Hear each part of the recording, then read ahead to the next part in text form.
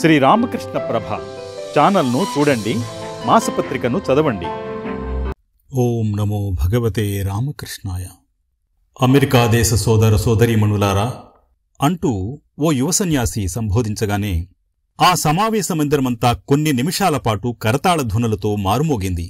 American భోగలాలసా సమాజం అంతకుముందు ఎన్నడూ కనీవిని ఎరుగని సమున్నత సాంస్కృతిక వారసత్వానంతా తనలో నిండుగా నింపుకొని అక్కడున్న వారి హృదయాలను దోచుకుని మతమంటే మాటల మూటలు కాదు, మనఃపూర్వకమైన ఆచరణ అనే సర్వమత సారాంశాన్ని ఒకే ఒక్క మాటలో ప్రకాశింపజేసిన ఆ తేజోమయుడైన యువ సన్యాసే స్వామి వివేకానంద.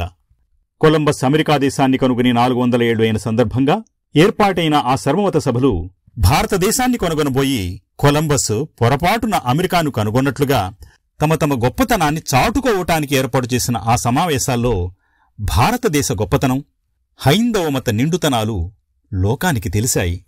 వివేకానందుడిని విశ్వవిజేతగా నిలిపాయి. అన్ని ధర్మాలకు ప్రత్యక్షంగానో పరోక్షంగానో తల్లి అనదగిన హైందవ ధర్మానికి చెందిన వాడినైనందుకు గర్విస్తున్నాను అని ఆ వేదికపై నుండి ఎలాంటి మొహమాటాలు లేకుండా మొదటి రోజే ప్రకటించారు స్వామీజీ. సర్వమత సహనమే కాదు, సర్వమతాలు సత్యాలే అనే సంపూర్ణ స్వీకారం, సర్వమత సామరస్యాలే హిందూ జీవన విధానమని స్పష్టం చేశారు. అప్పటికీ ఇప్పటికీ ఎప్పటికీ హిందువులపైనున్న అభియోగం వారు విగ్రహారాధకులని. ఎవరికో ఎందుకు కొందరి హిందువులకే రాళ్లను రప్పలను పూజించటం అజ్ఞానం, అనాగరికంగా తోస్తుంది. స్వయంగా యవనంలో ఈ ఆచారాన్ని తీవ్రంగా నిరసించారు స్వామీజీ. ఈ సమావేశాల్లో విగ్రహారాధనకు సముచితమైన గౌరవాన్ని కల్పిస్తూ తను పూజించేది రాయినో రప్పనో కాదని సర్వశక్తిమంతుడైన భగవంతుడనే అని మనలా ఆయనకి తెలియదా అంటారు.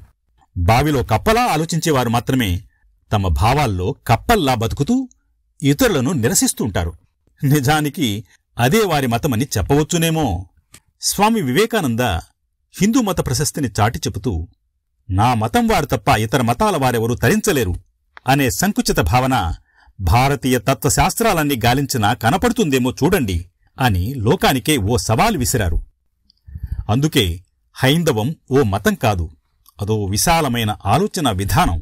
అమెరికాలో నిలబడి వారినే విమర్శించి సలహా ఇచ్చే గుండె ధైర్యం ఆయనకు మాత్రమే సొంతమేమో. క్రైస్తవేతరులను తరింపజేయటానికై మత ప్రచారకుల్ని పంపేవారికి, భారతంలో వేలాది ప్రార్థనాలయాల్ని నిర్మించడానికి ఆరాటపడేవారికి స్వామీజీ అక్కడి ప్రజలకు కావలసింది మతబోధలు కాదని, అవి కావలసినన్ని ఉన్నాయని, ఆకలితో అలమటించే భారతీయులకు అన్నపానీయాలను సమకూర్చకుండా కేవలం ధర్మబోధలు చేయటం మహాపాపమని నిరసించారు. వైదిక మతాన్ని సంస్కరించిన గౌతమ బుద్ధుని హిందువులు భగవదవతారంగా గుర్తించారని, కాని యూదు మతాన్ని సంస్కరించిన క్రీస్తు సిలువ వేయబడ్డారని చురకవేస్తూ అనాదిగా ఆచరిస్తున్న హిందువుల మత సహనాన్ని చెప్పకనే చెప్పారు స్వామీజీ. నేల, నీరు, మట్టిని గ్రహించిన విత్తనం తన సహజ స్వభావాన్ని కోల్పోకుండా చివరికి చెట్టుగా ఎదిగినట్లు మనిషి సర్వమతాల సారాన్ని గ్రహించిన తన వ్యక్తిత్వానుసారమే ఎదగాలని భవిష్యమత సిద్ధాంతాన్ని తన సందేశంగా లోకానికి అందించారు ఆధునిక యుగ ప్రవక్త స్వామి వివేకానంద. ఓం నమో భగవతే రామకృష్ణాయ.